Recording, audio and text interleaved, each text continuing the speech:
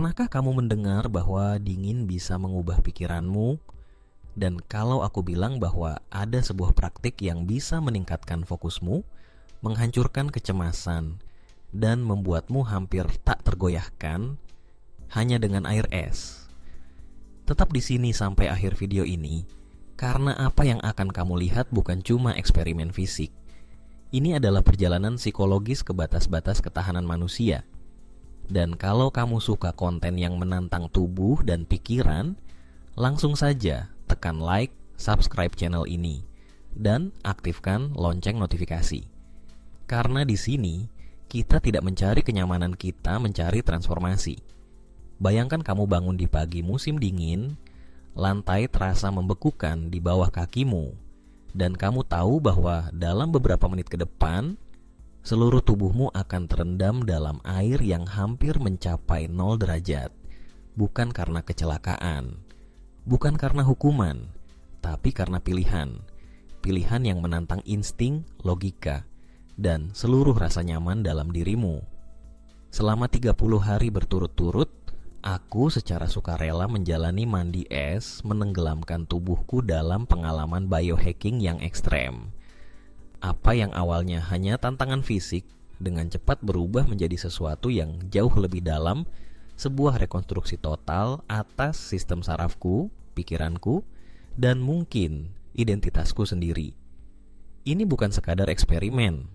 Ini adalah portal menuju tingkat kontrol yang tak banyak orang bayangkan mungkin, dan mungkin sesuatu yang tidak seharusnya disentuh. Hari pertama terasa seperti memasuki medan perang yang tak terlihat. Airnya seperti menggigit kulitku, rasa sakit yang tajam memenuhi dadaku, seolah jantungku menyusut. Nafasku menjadi pendek, kacau, seolah aku tenggelam meski wajahku tetap di atas air. Instingku berteriak, keluar sekarang juga. Tapi aku tetap di sana. 2 menit, 2 keabadian. Saat keluar, tubuhku gemetar hebat. Tapi di balik ketidaknyamanan itu, sesuatu yang aneh terjadi. Sebuah kejernihan yang nyaris supranatural mengambil alih pikiranku. Seolah setiap pikiran terasa lebih jernih, seperti kabut dalam otakku tiba-tiba lenyap. Saat itu, sesuatu dalam diriku terbangun dan aku tahu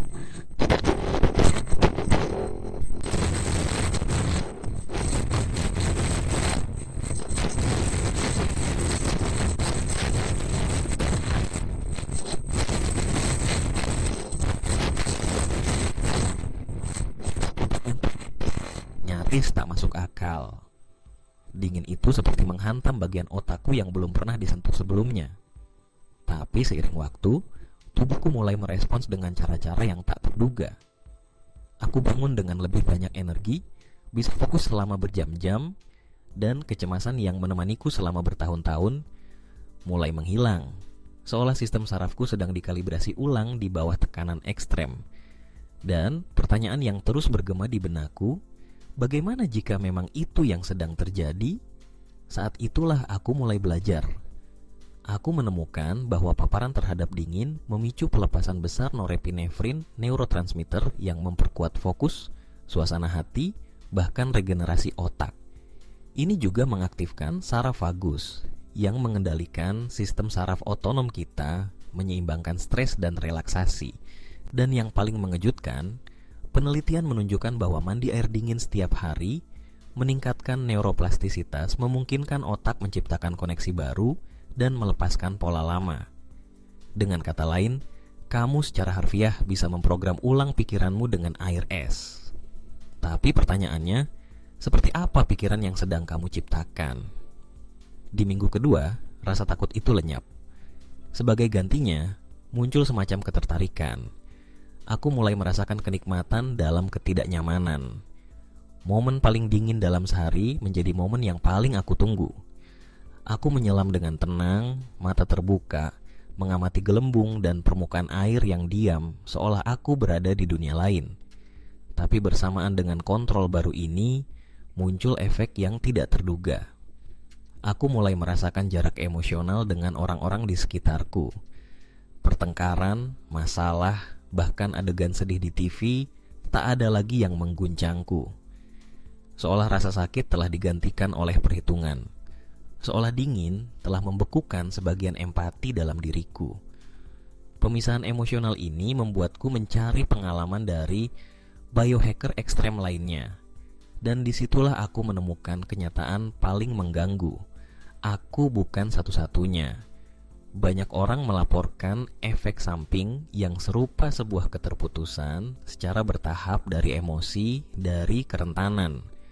Seolah otak dalam usahanya mengejar efisiensi dan ketahanan juga menghapus bagian yang membuat kita manusia. Beberapa peneliti menyebutnya sebagai sindrom desensitisasi karena adaptasi termal. Seakan saat kamu menguasai tubuhmu sepenuhnya, kamu kehilangan kontak dengan jiwamu. Harga yang mahal. Dan yang lebih menakutkan, hampir tidak ada yang membicarakan hal ini. Di minggu ketiga, efek fisiknya semakin kuat. Tidurku menjadi dalam dan menyegarkan, kulitku terasa lebih kencang. Peradangan kronis di bahuku hilang begitu saja. Tapi pikiranku menjadi seperti pisau. Tajam, efisien, tapi dingin. Aku bisa mengambil keputusan, merencanakan, bertindak, tapi aku merasa semakin sedikit. Suatu pagi, setelah keluar dari bak mandi, aku menatap cermin dan nyaris tidak mengenali sosok yang kulihat. Bukan lelah, tapi kosong. Aku telah berubah menjadi sesuatu yang lebih berfungsi, tapi kurang merasakan. Dan pertanyaan yang menghantuiku, apakah semua ini layak? Hari ke-30, aku masuk ke dalam bak mandi tanpa ragu. Kejutan suhu dingin tak lagi ada. Nafasku tetap stabil. Jantungku tenang. Air dingin itu sekarang teras netral. Seolah aku telah menyatu dengan dingin itu. Saat aku menutup mata, segalanya menghilang. Tak ada waktu, tak ada rasa sakit, tak ada aku. Hanya keheningan dalam, tak tergoyahkan. Saat aku keluar dari air, aku tak merasakan lega, tak juga bangga, hanya kehampaan. Eksperimen itu telah selesai, tapi sesuatu dalam diriku tidak kembali. Hari ini aku bisa bilang bahwa manfaatnya nyata. Kejernihan mental, energi tinggi, kontrol emosional, imunitas yang lebih kuat, semua itu aku alami. Tapi ada pula yang hilang, nuansa emosi, sensasi manusiawi. Ketakutan telah meninggalkanku, tapi ia juga membawa serta kepekaan. Kenyamanan tak lagi terasa sama. Aku menjadi tangguh, tapi aku tidak yakin apakah aku menjadi lebih baik. Biohacking memberiku akses ke versi diriku yang lebih canggih. Tapi mungkin dalam prosesnya aku meninggalkan sesuatu yang penting. Kalau kamu sampai di sini, komen di bawah. Pikiran dingin, tubuh kuat, cuma yang nonton sampai akhir yang bakal ngerti maksudnya.